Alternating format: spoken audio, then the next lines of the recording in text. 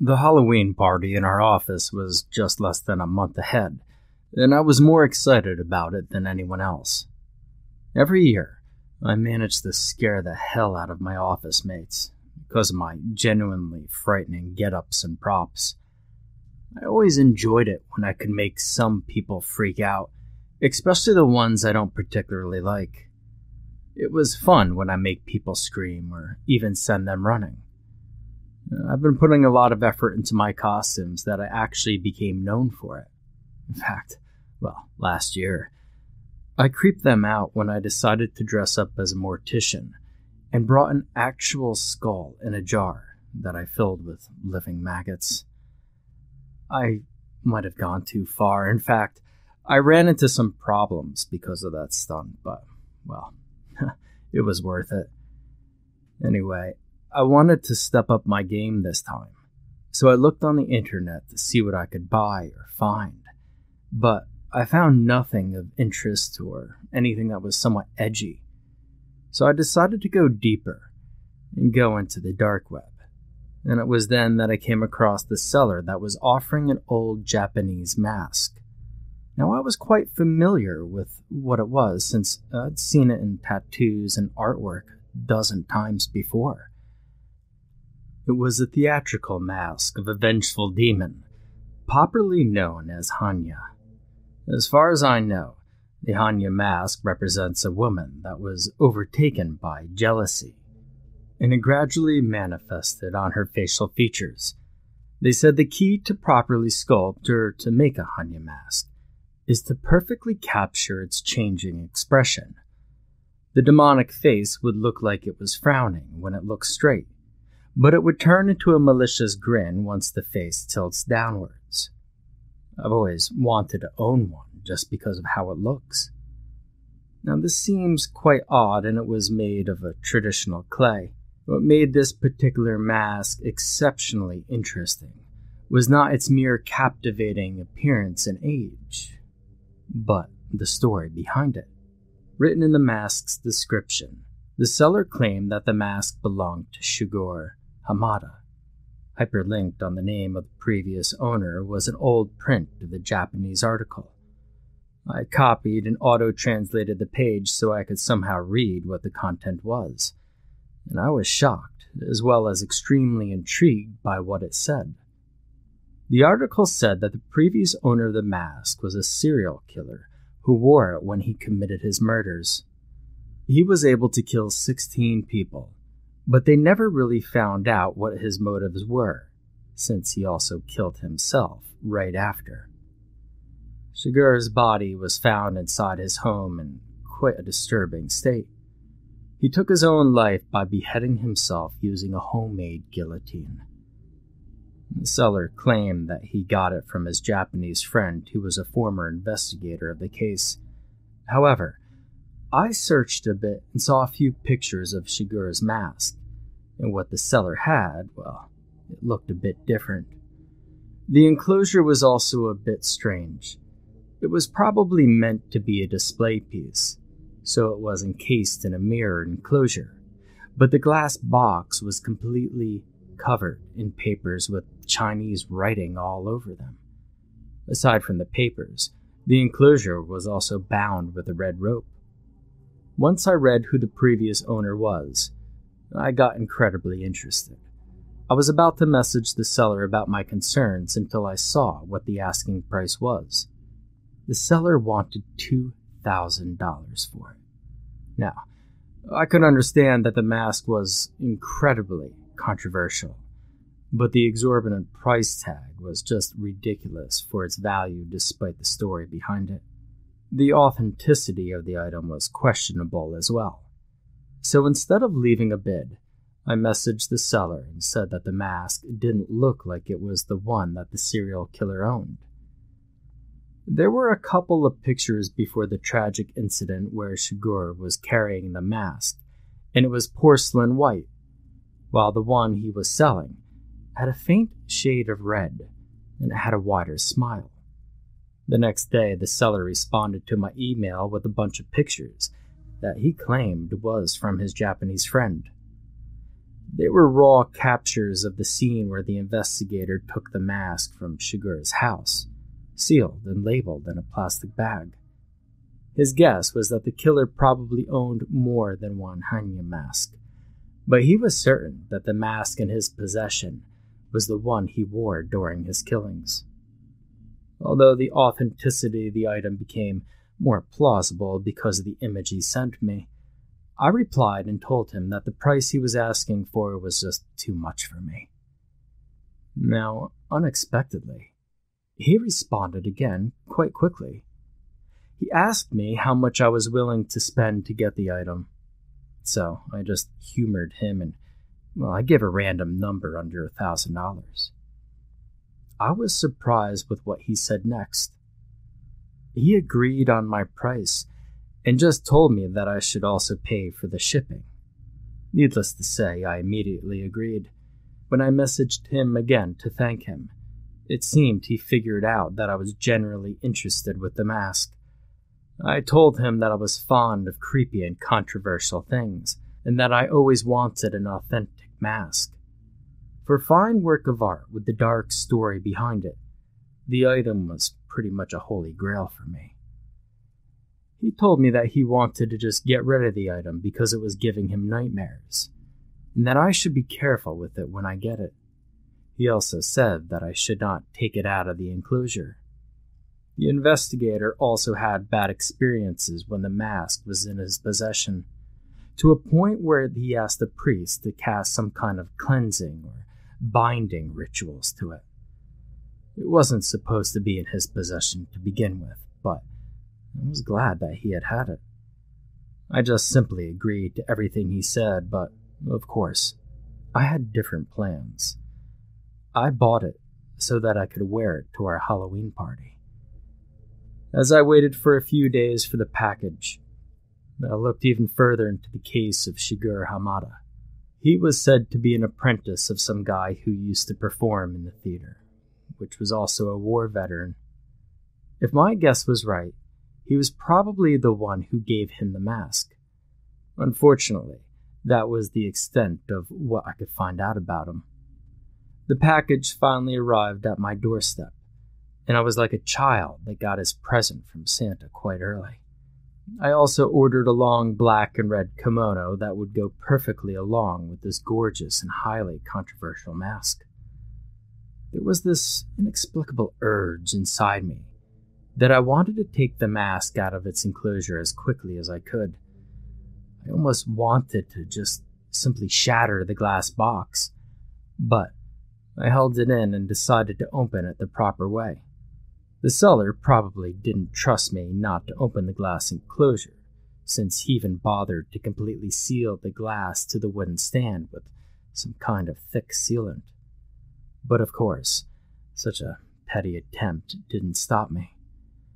I just cut right through the sealant several times until it gave out, and I tore off more paper seals with the Japanese writings on them. I unwound the red rope and lifted off the glass box. And finally, I got a hold of the serial killer's Hannya mask. For some reason, I can't explain it, I got goosebumps when I finally held the mask with my hands. I was drawn into it even more compared to the first time I saw it. The age was pretty obvious.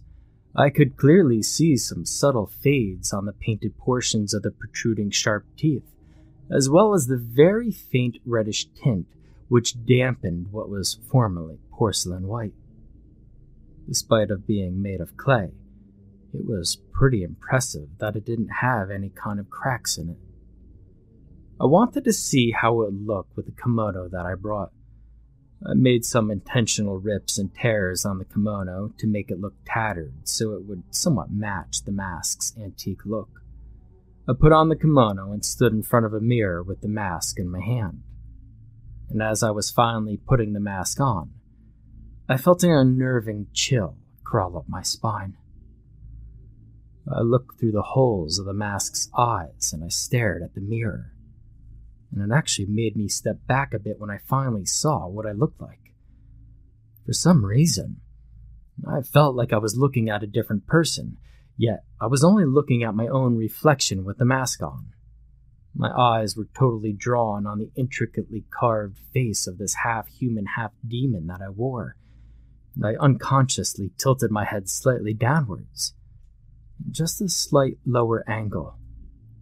The sad of the expression of the mask totally changed and revealed its mischievous grin.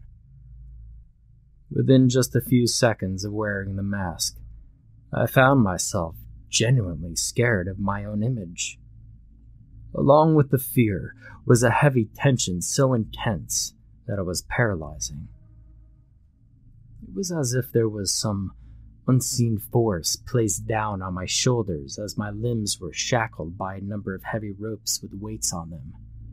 And all of a sudden, my sight turned hazy until the light was overtaken by the swirling darkness that wallowed right before my eyes.